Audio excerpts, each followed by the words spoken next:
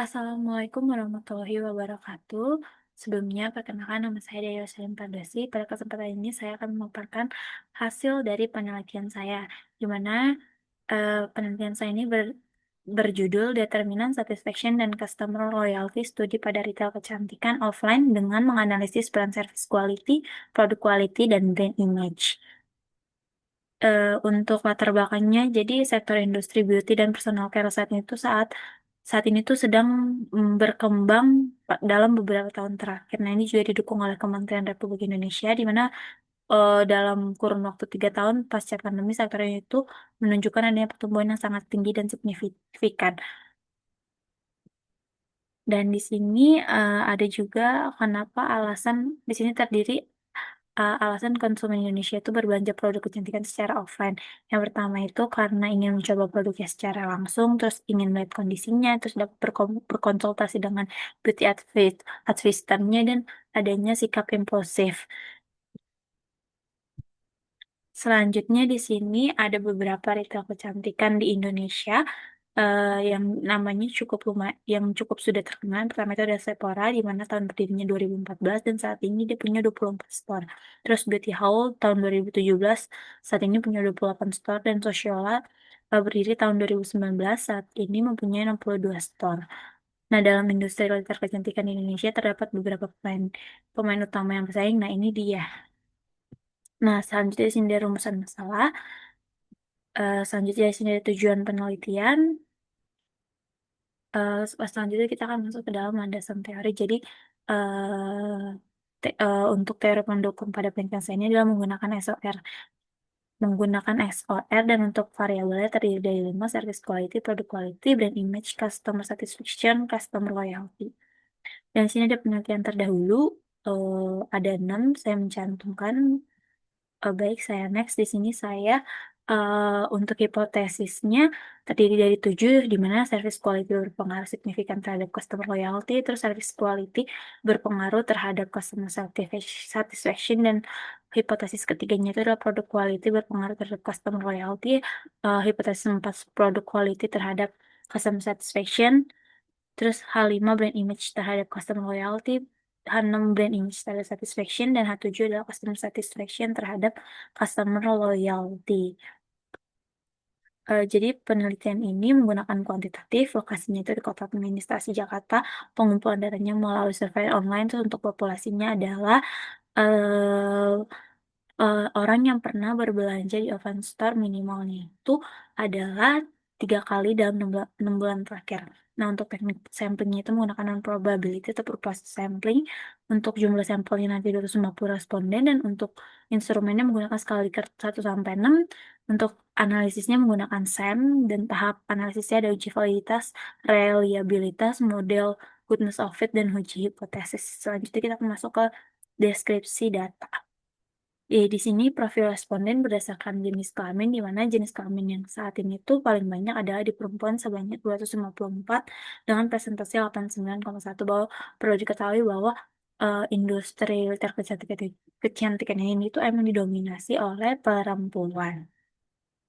Selanjutnya kita akan masuk ke dalam profil responden berdasarkan jenis kelamin dan usia.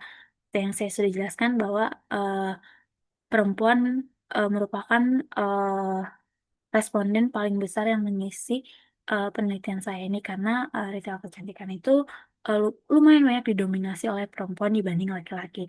Dan untuk usianya itu saat ini paling dominan adalah di usia 21 sampai 25 tahun. Dan selanjutnya berdasarkan domisili, jadi untuk yang paling tinggi itu adalah di Jakarta Selatan, dan kebetulan sosial lain itu terdiri dari beberapa store di mana dia itu paling banyak itu ada di Jakarta Selatan. Terus ini adalah profil responden berdasarkan tingkat pendidikan. Karena mayoritas eh, jawaban responden itu di usia 21 sampai 25, di mana itu tuh masih banyak eh, pelajar-pelajar atau mahasiswa. Nah, maka dari sini untuk berdasarkan tingkat pendidikan itu paling banyak adalah di sarjana atau sarjana terapan. Terus selanjutnya kita masuk ke dalam berdasarkan pekerjaan, di mana seperti yang tadi dijelasin bahwa di bahwa eh, profil bahwa berdasarkan kependidikan eh, respondennya paling banyak ada di sarjana terapan. Dan untuk pekerjaannya itu pelajar atau mahasiswa. Dan untuk profil responden berdasarkan pendapatan, di mana bahkan responden saya itu dominan tentang pelajar dan mahasiswa. Di mana itu tuh untuk masalah pendapatan mereka tuh masih kecil dan di sini dominasi oleh pendapatan pendapatan 1 sampai 3 juta. Dan untuk frekuensi pembelian itu paling banyak itu adalah di 3 sampai 4 kali. Terus selanjutnya kita akan masuk uji validitas dan reliabilitas. Di sini ada service quality dengan loading factornya dan untuk AV-nya sebesar 0,549, terus crown batch alpha-nya 0,794, dan di sini ada product quality di mana loading factornya adalah 0, bisa dilihat dan untuk AV-nya itu adalah 0,559 dan crown batch alpha-nya itu adalah 0,799. Dan untuk brand image di sini ada eh, AV-nya itu sebesar 0,586 dan crown batch alpha-nya 0,822. Dan di sini ada custom satisfaction. Semua itemnya itu ini ya apa valid. Dan untuk AV-nya itu adalah 0,619 dan crown batch alpha-nya 0,843. Terus ini ada customer loyalty, AV-nya 0,628 dan crown batch alpha-nya 0,851. Nah, di sini ada berdasarkan full model. Jadi waktu saya melakukan full model di sini bahwa itu ada yang ditolak yaitu P value-nya karena di sini nilainya 0,00 di mana itu adalah masih jauh di batas ambang di mana seharusnya itu adalah minimal 0,05. Dan di sini ada GFI-nya 0,866 di mana minimalnya itu adalah 0,95. Jadi ditolak. Terus habis itu ada AGFI. Di sini nilainya itu adalah 0,836 di mana seharusnya itu adalah minimal di 0,90 dan selebihnya itu adalah udah fit. Terus akhirnya setelah saya melakukan uji full model, saya melakukan fit model AMOS, melakukan fit model AMOS. Jadi di sini di sini item saya itu tersisa untuk service quality tersisa dua item, terus product quality 2 item, brand image juga 2 item, terus customer satisfaction ada 4 item, dan customer loyalty itu adalah 2 item. Jadi didominasi emang eh, dominasinya dominasi itemnya itu cuma 2 per variabelnya.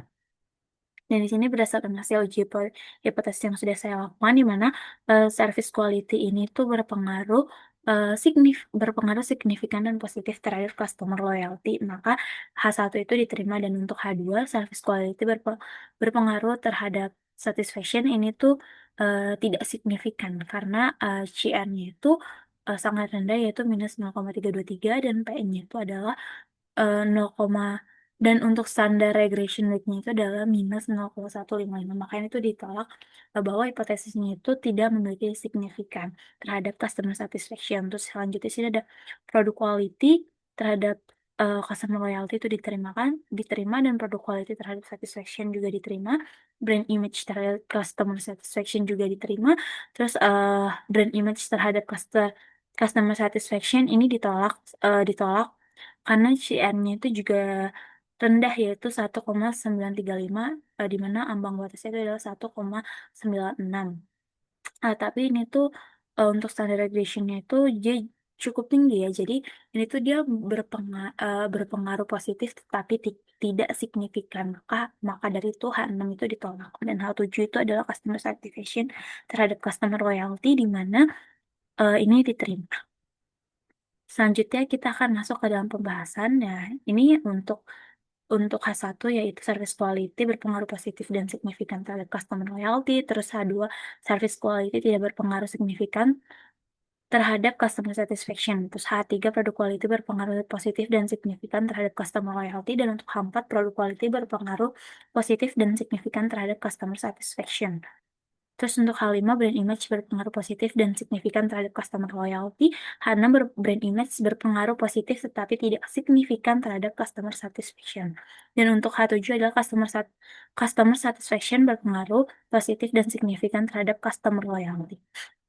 Dan selanjutnya di sini ada kesimpulan. Jadi berdasarkan hasil penelitian ini mengenai pengaruh service quality, product quality, dan brand image terhadap customer satisfaction dan loyalty pada pelanggan offline store sosialnya dapat disimpulkan bahwa service quality, product quality, brand image, dan customer satisfaction itu terbukti berpengaruh positif dan signifikan terhadap customer loyalty. Sementara untuk produk quality berpengaruh positif dan signifikan terhadap customer satisfaction.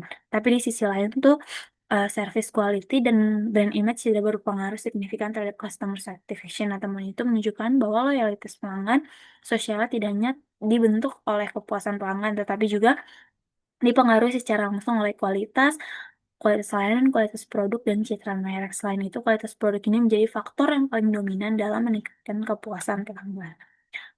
Eh, Terus selanjutnya ada implikasi dari teori, eh, seperti yang sebelumnya sudah dijelaskan bahwa teori saya berdasarkan teori SOR, teori pendukung saya, di mana kualitas layanan merupakan stimulus yang dapat mempengaruhi respon konsumen melalui evaluasi internal. Namun pada penelitian ini, kualitas layanan belum mampu menghasilkan respon berupa kepuasan secara signifikan. Hal ini menunjukkan bahwa pelanggan sosial lebih mempertimbangkan manfaat yang diperoleh seperti kualitas dan keaslian produk dibandingkan aspek pelayanan dalam membentukkan kepuasan pelanggan. Di sini ada untuk implikasi praktisnya, di mana meningkatkan kualitas layanan, menjaga kualitas produk, memperkuat brand image, mengoptimalkan pengalaman pelanggan, terus meningkatkan customer satisfaction. Cukup sekian hasil dari penelitian saya, kurang lebihnya mohon dimaafkan. Wassalamualaikum warahmatullahi wabarakatuh.